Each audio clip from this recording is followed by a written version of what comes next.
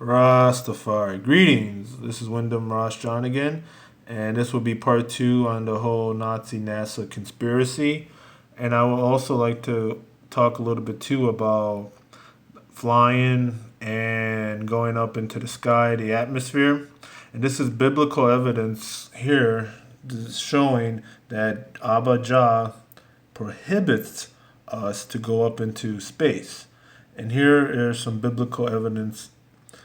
The Bible's account as authoritative. It is quite clear that man was not intent to venture into space. Consider the following verses. Here we go. Genesis chapter 1, verse 28 establishes the boundaries of man's domain. It is given to us to have domain over the fish of the sea and over the fowl of the air, which man has pretty much followed that up. And I'll get into that in a bit about airplanes. And over every living thing that moveth upon the earth. We are not given dominion, brothers and sisters, over things beyond the earth. So again, based on that, Jah gave man the dominion of the earth. Because even though man is on this earth, the Lord is the earth's domain and the fullness thereof. But we are meant to be taken care of. This is our house, our physical house, brothers and sisters. We are given to take care of the fish of the sea, the animals, and the air, which, due to a lot of things, pollution, even airplanes and chemtrails, have caused this whole global warming and polluting of the air and making the earth foul and all that. But let's go here. Psalms 115 verse 6 tells us that even the heavens are the Lord's. Now he says heaven and even the heavens. So like I will get into is that there's heaven and then there's the heavens, the space, up in there's three heavens, and I'll get into that in another vid, are the Lord's, but the earth hath he given to the children of men. A clear distinction is set. Earth has been given to men, but the heavens have not. So, heavens is the planets, the space, the galaxy. And man is not domain over that. He is given domain of the earth. And Jah says it here in the Bible. And it's made clear in Acts that Jah has set boundaries on human habitation, and that those boundaries are confined to this earth. We are confined to this earth. Jah say we should plow the land, grow the food, watch over the animals, and take care of the atmosphere, which man in his infinite madness hasn't done.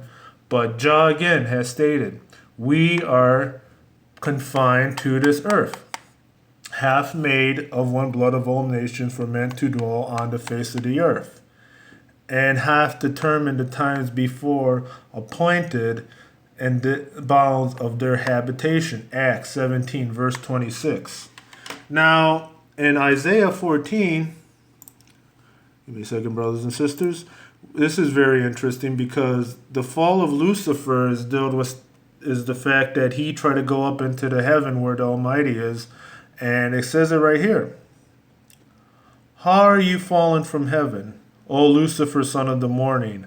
How you are cut down to the ground, how you who weaken the nations. For you have said in your heart, I will ascend into heaven.